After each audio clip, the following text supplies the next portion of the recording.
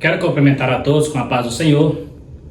Estamos iniciando a lição de número 12, a lição de jovens, onde estaremos falando sobre o importante assunto, a perseverança na doutrina de Cristo. Você que está chegando agora, quero convidar você a ficar até o final do vídeo para juntos estudarmos esse importante assunto.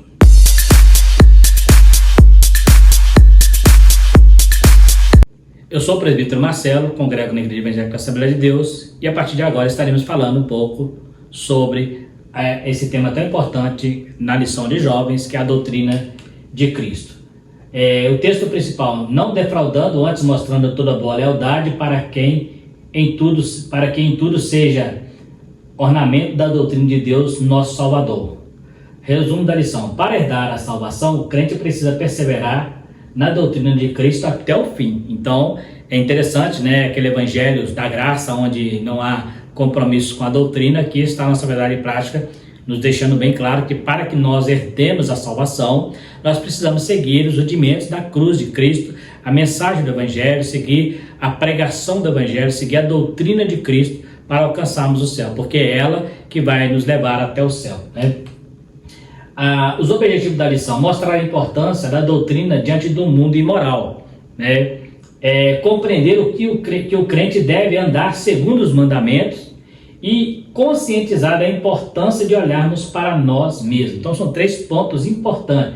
Primeiro, mostrar a importância, compreender que devemos viver os mandamentos e conscientizar a importância de olhar para nós mesmos, porque antes de eu ensinar para alguém, eu preciso também olhar para a minha vida e ver se eu estou em condições para ter autoridade para pregar a palavra de Deus.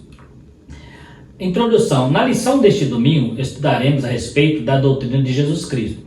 Ela é a base que sustenta a igreja e toda a doutrina cristã. Veremos alguns dos principais ensinos de Jesus e a necessidade do crente olhar para si mesmo, vivendo assim em constante vigilância e oração. Então por quê? Porque através da oração e da vigilância a gente vai perseverar nessa doutrina. Então estar atento, Eu preciso entender a doutrina de Cristo e perceber quando o pecado já se aporta, quando o inimigo tenta nos desvirtuar dessa doutrina, porque a ideia de Satanás é a distração, distrair, chamar a nossa atenção para outras coisas que não é a vontade de Deus. Então é importante eu estar sempre perseverando em vigilância na doutrina do Senhor Jesus. A moralidade cristã. O termo ética deriva do grego ethos, caráter, modo de ser de uma pessoa. Ética é o conjunto de valores morais e princípios que norteiam a conduta humana na sociedade. A ética serve para que haja equilíbrio e bom funcionamento social, possibilitando que ninguém seja prejudicado. Então o que é ética?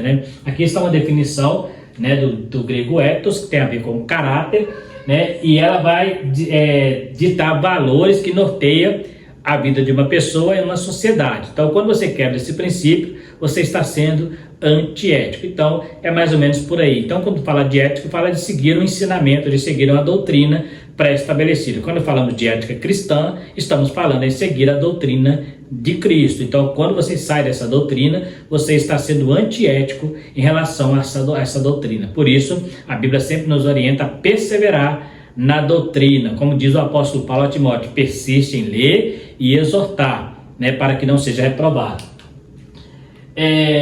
Ética prevê a harmonia, a universalidade, a excelência e a perfeição, o que implica na supressão das paixões e desejos irrefletidos. Ela orienta a conduta humana para a consequência dos objetivos, pragmática e aleatória, no interesse de pessoa ou da sociedade.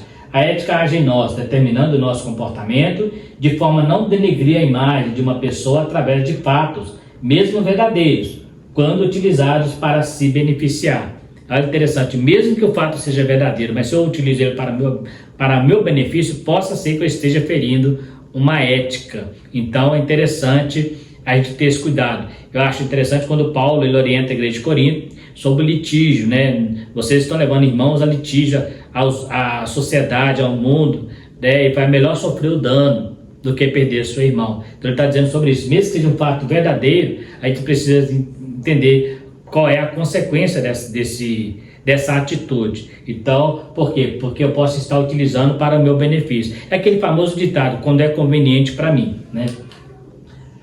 A moral é o conjunto de bons costumes e boa conduta, segundo os preceitos estabelecidos pela sociedade em determinadas épocas. Uma maneira de começar a falar sobre moralidade é concentrar-se na ação humana e na observância das regras. A ética e moralidade cristã são determinadas pela moral do próprio Deus, que, à semelhança deles, são imutáveis. Então, a ética de Deus, a moral de Deus, né, no meio cristão, são o fator determinante para a nossa vida. Então, preciso estar sempre atento, né? Por exemplo, a santidade é algo que é de Deus. Ele fala, sede santo, porque eu sou santo. Então, a ética e a moral é algo que vem de Deus, e são imutáveis. Então, o que era antiético para Deus lá no passado continua sendo antiético hoje em relação à conduta cristã. O que era imoral no passado, que para Deus era pecado, continua sendo pecado hoje.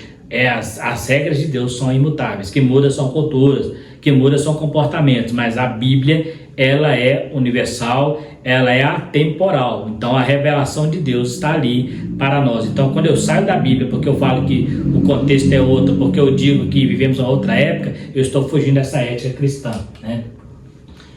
Um mundo imoral. A imoralidade consiste em fazer e agir contra a moral, contra as regras de conduta individuais ou da sociedade. Então o mundo faz isso, né? O mundo hoje, infelizmente, tem se entregue à depravação da imoralidade, do pecado, e tem feito coisas, né, que agridem indivíduos ou a própria sociedade. Não devemos agir de forma indecorosa, vergonhosa, libertina, despudorada, devassa, se entregando indecorosamente a prazeres, influências perigosas para a prática da moralidade, leitura, internet, televisão, amizades erradas. E aqui tem um monte de coisa que nos influencia. Se você não tomar cuidado, né, a mídia hoje é um fator muito forte para influenciar principalmente as crianças. A mídia hoje começa a mostrar algo que a Bíblia fala que é pecado.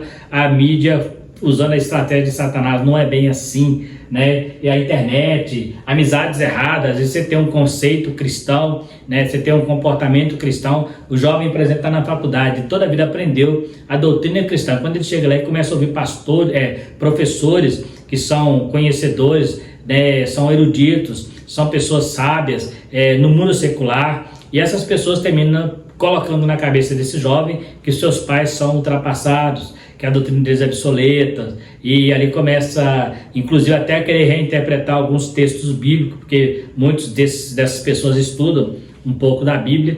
Então começa a tirar da cabeça do jovem e fala, você está num nível diferente, você está na faculdade, você está agora, o seu nível é outro, seu nível são de pessoas intelectuais, né? Essa coisa de crente, essa coisa de igreja, isso é para pessoas que não têm cultura, para pessoas que não têm conhecimento, né? Aqui você está no meio de pessoas maduras, pessoas que realmente sabem o que dizem, e aí ele leva o jovem a sair dos princípios cristãos por causa de uma falsa moralidade. Então é importante tomar cuidado com isso, porque você vai começar a agir de forma, como diz aqui, vergonhosa, libertina, despudora, né, despudorosa. Por quê? Porque lá no mundo é comum, né, algo que não é comum no meio da igreja. Observa que nós vivemos dentro do mundo, mas não pertencemos ao mundo. A nossa conduta é baseada nas escrituras. A conduta, você está numa faculdade, no meio dos seus amigos, eles têm uma conduta deles que é baseado no conceito humano, mas o seu é baseado em Cristo, é baseado na palavra. Então cuidado, nós precisamos ser influenciadores de pessoas e não ser influenciados por elas, a menos que seja uma boa influência. Mas quando é influência negativa, que vem de encontro, que vem contra a palavra de Deus, a gente precisa ter esse cuidado. Cristão diante do mundo imoral. Vivemos em uma época de inversão de valores, os valores se tornando relativos, trazendo dúvida em muitos sobre princípios milenares, né? Então a pessoa a vida toda aprendeu uma coisa, chega lá no mundo, eles começam a mostrar para ele outro caminho, outra maneira de interpretar, outra maneira de ver o mundo, né? Uma outra cosmovisão, e ali muitos jovens, ele não tem aquele conhecimento, ele fica confuso, e às vezes começa a fazer balanço, né, entre o que os seus pais ou a sua igreja ensina. Talvez o seu pastor seja uma pessoa com pouco conhecimento secular, né, mas é um homem de Deus. Aí você vai lá e conhece uma pessoa, um professor que tem muito conhecimento secular, mas não é homem de Deus. Então tem que pesar isso aí, porque o homem de Deus, ele tem, além da própria Bíblia na mão, ele também tem a unção do Espírito Santo para pregar a palavra de Deus. Então cuidado, né, para não ser enganado. Inclusive dentro do segmento cristão, o que era pecado condenável tem se tornado tolerável e até sem relevância. Teologias liberais e pastores liberais tentam levar um evangelho inclusivo, aquele evangelho sem cruz, aquele evangelho sem renúncia, né?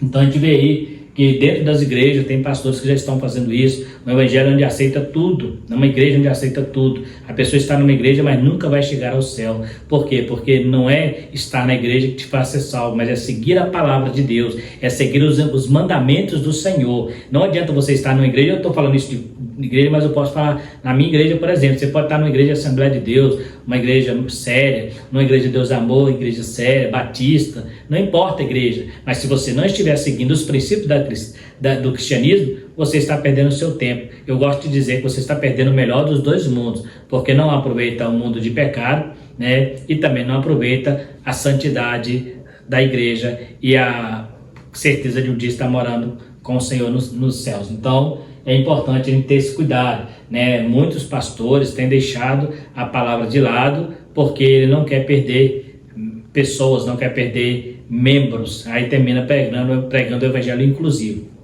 Temos visto isso aí, né? Andando segundo os mandamentos de Jesus. Os mandamentos de Jesus. Jesus, antes de iniciar seu ministério, seguiu todos os princípios do judaísmo como um bom judeu que era. Mas quando começou o seu ministério, trouxe novas normas e a ser seguida no evangelho. Algumas, inclusive, rejeitadas pelos judeus. O maior código de ética no reino de Cristo está em seu sermão no capítulo 5, 6 e 7 de Mateus. Ali ele começou a mostrar o que seria exigido dos seus seguidores. Então Jesus, ele já conhecia a lei, pregou para um povo que conhecia a lei, seguiu o judaísmo à risca. Você nunca vai encontrar Jesus ferindo um princípio da lei. A própria Bíblia deixa bem claro que Jesus, ele nasceu sob a lei. Então, assim, ele não quebrou nenhum princípio da lei. Aí você fala assim, Marcelo, mas ele obrigou o homem a carregar a cama no sábado. Aquilo aí era um caso atípico. Por quê? Porque ele não poderia deixar a cama no meio da rua, uma vez que ele era paralítico. Então, não quer dizer que ele quebrou o sábado. O que não podia fazer no sábado era trabalhar, né? Mas carregar a cama, não há nenhuma restrição na lei. Outro caso, por exemplo, é quando ele cita Davi colher espigas e comer, comer o pão da proposição, melhor dizendo, que o pessoal questionou os discípulos, colher espigas no sábado, né? Então, se tiver uma ovelha caída no buraco, sendo sábado, não parece que fosse para tirá-la, então não era pecado, não era trabalho. Ele falava trabalho remunerado era pecado. Então, mas coisas essenciais que fosse necessário fazer, tinha que ser feito. Você não ia deixar um hospital, por exemplo, não pode fechar no sábado, se ele tem que dar atenção ao enfermo, né? Então, eu guardo o sábado, mas o enfermeiro, ele precisa estar ali. Pessoa, se todo mundo tivesse que fechar o hospital, e talvez o médico está ali para salvar a vida do paciente, né? Mas se ele sair dali porque é sábado, aquele paciente morre. Será que Deus quer isso? Então, é só para você entender um pouquinho que o maior código de ética de Cristo ele mostra que ele é Senhor até do sábado. Então, ele não quebrou nenhum princípio, não quebrou o sábado. Observe que quando ele cura um leproso, ele fala assim, pega a oferta e leva para o sacerdote que está estipulado na lei de Moisés. Quem curou não foi o sacerdote, foi Jesus, mas ele falou assim, mas o sacerdote é que dava o aval ali, de que realmente aquela pessoa estava limpa, então oferecia o sacrifício. Ele falou, pega a oferta e leva para o sacerdote. Então, se fosse hoje, talvez alguém ia dizer assim, não, Jesus não precisa ficar mandando levar sacerdote, ele nem seguia sacerdote, né? Ele nem seguiu o sacerdote. Jesus seguia assim, ele não obedecia. Ele era um judeu comum, ele não era um judeu que veio para seguir judaísmo, mas para trazer o cristianismo. Mas enquanto homem, até os seus 30 anos, Jesus foi um judeu como qualquer outro. Inclusive, ele era reconhecido como carpinteiro e não como Messias, né? No sermão supracitado, o Senhor Jesus traz mandamentos que apontam em 3 direções: mandamento direcionado à adoração a Deus, mandamento direcionado ao próximo e mandamento na esfera pessoal. De certa forma, uma síntese dos mandamentos. Como já falamos, a ética cristã gira em torno desses mandamentos. Quebrá-los, como costumamos dizer, seria antiético. Então, ele cita aqui os mandamentos, né, está em direção ao Deus, em relação ao próximo, em relação a si mesmo. amar a Deus sobre todas as coisas, ao próximo como a ti mesmo, né? A guarda do sábado, por exemplo, acabamos de dizer que era relacionada a si mesmo, né? Então, assim, ele está direcionado nessas 3 direções. E é interessante que, quando eu falo que adoro a Deus, que eu amo a Deus, antes de eu demonstrar o meu amor a Deus, eu preciso amar o meu próximo. Se eu não amar o meu próximo, eu não consigo amar a Deus. Então, por quê? Porque o amor ao próximo reflete o amor a Deus. Então, isso é o próprio Jesus que disse isso. Se você não consegue amar o teu irmão que vê, como amará a Deus que não vê? Né? Então, a gente vê que se quebrar os mandamentos seria antiético. Mandamentos santificadores. Jesus, sendo mestre por excelência, trouxe mandamentos que nos santifica quando os observamos. As palavras de Jesus é vida e santificação. Ele disse na oração que a palavra é a verdade santificadora. Assim como Deus, no Antigo Testamento, disse que seus mandamentos tornaria a nação de Israel uma nação santa. Então, Jesus veio para trazer essa santificação, que é a renúncia do pecado, uma vida com Deus, uma vida seguindo os seus princípios. E através desses princípios nós chegaremos ao céu. Estamos caminhando para a santificação. A própria palavra de Deus em Hebreus diz: seguir a paz com todo e a santificação, sem a qual ninguém verá o Senhor. Os benefícios dos mandamentos de Jesus. Jesus afirmou que aqueles que fazem o que ele ordena são seus amigos. Diante do desafio colocado ao colégio apostólico, Pedro perguntou a Jesus qual seria o ganho deles por deixar tudo e segui-lo. Ao que Jesus respondeu: 100 vezes tanto, já neste tempo, e ainda acrescentou que no século vindouro a vida eterna. Então, assim, se nós que largamos tudo e te seguimos, né, largamos, o que nós vamos ganhar com isso? 100 vezes nessa vida e por final a vida eterna. Então, esta é a função dos mandamentos, de seguir os mandamentos. Nós temos sido abençoados aqui e também apontando para a eternidade. Ninguém vai chegar ao céu se não seguir os mandamentos de Cristo. Ninguém vai chegar ao céu se não obedecer a sua palavra. É isso que está bem claro aqui nesse texto. Sendo assim, o crente que ouve e cumpre os mandamentos de Jesus tem a garantia de bênção nesta vida e na eternidade. O crente que cumpre os mandamentos de Deus recebe bênçãos incontáveis, como, por exemplo, não é enganado pelas falsas doutrinas nem pelo espírito do anticristo. Está pronto para perseverar até o fim, não perde o galardão que recebeu do Senhor e mantém a comunhão com o Pai e com o Filho. Então está aqui algumas coisas que acontecem para aquele que segue os mandamentos do Senhor. Ele não perde a comunhão com o Pai e o Filho, ele não vai ser enganado por falsas doutrinas, né? Ele na verdade vai ser um apologista pregando contra as falsas doutrinas, né? Recebendo bênçãos incontáveis. Por quê? Porque tudo isso é fruto da obediência. Os próprios judeus lá no deserto, Deus falou: se vocês me seguirem, será cabeça e não cauda, emprestará muitos e não pecarás emprestado. Então, é a promessa que vem com a observância dos mandamentos de Cristo, a perseverança na doutrina de Cristo. Olhando para nós mesmos. Olhar para nós mesmos significa praticar a vigilância. Essa vigilância deve ser praticada através da oração. Precisamos ter o cuidado de não vivermos um cristianismo e perder as promessas a nós prometidas aos que chegarem até o final. A falta de vigilância pode trazer danos irreparáveis em nossa vida cristã. Então eu preciso ter esse cuidado. Estou pregando a palavra de Deus, eu preciso estar olhando sempre para mim, né? Quantas vezes nós queremos reprovar algo e quando a gente olha, a gente percebe que a gente também está no mesmo barco, né? Eu gosto muito de dizer, quando você quer ver defeito, é só você chegar no espelho e você vai ver quantos defeitos você tem, né? Então, antes de eu criticar alguém, eu preciso estar olhando para mim mesmo, vigiando, atento para que eu não venha ser enganado pela presunção de achar que estou completo, né? Cuidados pessoais. Paulo adverte ao jovem pastor Timóteo para que ele redobrasse a atenção no cuidado próprio, evitando assim a própria perdição enquanto trabalhava para salvar a outros.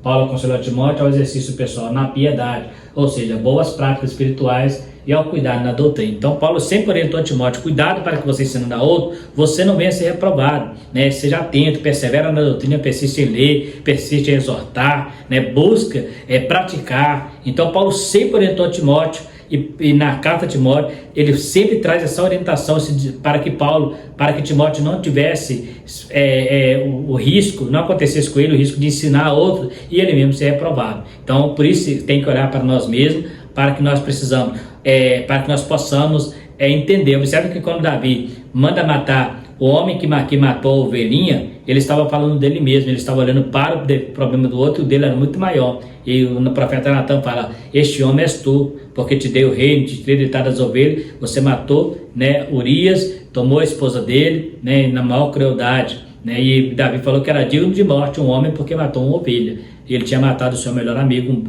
um dos maiores soldados que ele tinha ali. Então, é muito fácil eu julgar pedra nos outros quando é eu que estou do lado de cá. Mas e quando eu estou do lado de lá, né? Aí eu quero justificar os meus erros, né?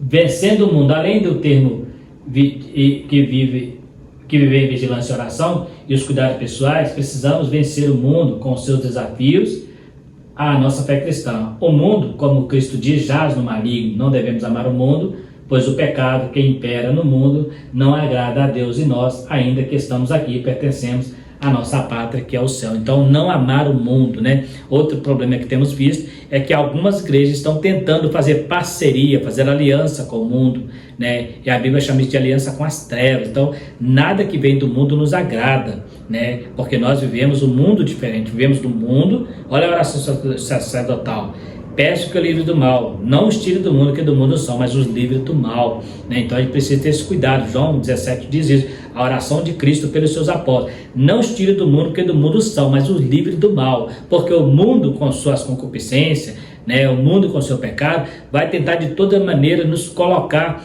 nos enraizar aqui para que percamos o nosso foco, percamos a nossa direção, né? A mulher de Ló, ao olhar para trás, ela amou as coisas materiais e perdeu a oportunidade de ser salva da catástrofe que viria. Tem muita gente que não sabe que este mundo também, assim como aconteceu nos dias de Ló, ele também vai cair num caos tremendo quando vir a ira de Deus sobre os filhos da desobediência, sobre os filhos que não obedeceram os primeiros, a doutrina de Cristo, como estamos ensinando aqui. Essas pessoas, quem sabe você diz assim: mas o ímpio, ele está fazendo e nada está acontecendo, ele está pecando e parece que está tudo bem. Asaf também falou isso. Asaf diz: eu lavo a minha mão na inocência, porque eu ando retamente com o Senhor, mas eu estou vendo o ímpio prosperar em teu caminho, né? Então, assim, em vão eu lavo minha mão na inocência. Até que ele vai no templo e ele lá percebeu que não importa o começo, mas o fim deles, e fala: o caminho do ímpio, ainda que seja alto, ele é escorregadio, mas o do cristão não. O do cristão é sólido, porque é firmado em Cristo, que é a nossa rocha, a nossa pedra angular. Então,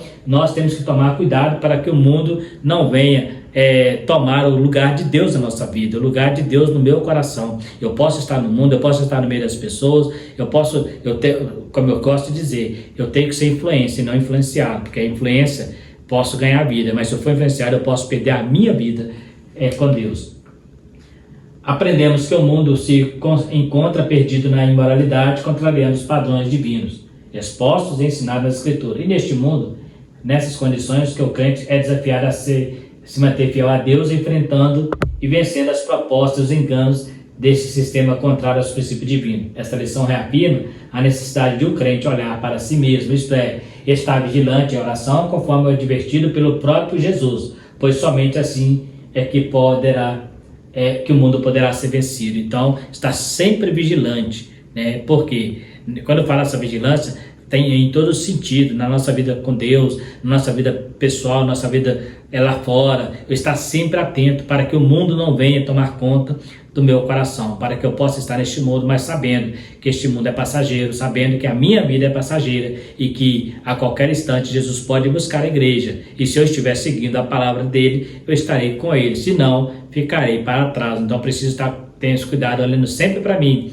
Aí, antes de eu olhar para lá, eu tenho que olhar para cá. Antes de eu olhar para o próximo, para o mundo, eu preciso olhar para a minha vida, porque eu estando seguindo a palavra de Deus, eu tenho autoridade para pregá-la. Se eu não sigo, não terei autoridade. Então é isso que estamos aprendendo aqui. Precisamos aprender a viver perseverando na doutrina de Cristo, que é a sua palavra revelada a nós através do Espírito Santo, que inspirou os escritores a trazer para nós esta palavra tão saudável, essa palavra tão santificadora, essa palavra que nos levará ao céu, essa palavra que alimenta o nosso espírito e a nossa alma. Esta é a palavra de Deus, é a doutrina de Cristo que temos aprendido aqui. Então está aí mais uma lição. Quero agradecer você que ficou até o final do vídeo. Pedir a você que não é inscrito, se inscreva para nos ajudar, ou compartilhe o vídeo se você gostar, ativa o sininho, dê o seu like E se tiver alguma dúvida, poderá estar nos chamando também nos comentários. Na medida do possível, estaremos respondendo a todos. Que Deus possa abençoar a todos vocês e até a próxima lição, se Deus quiser.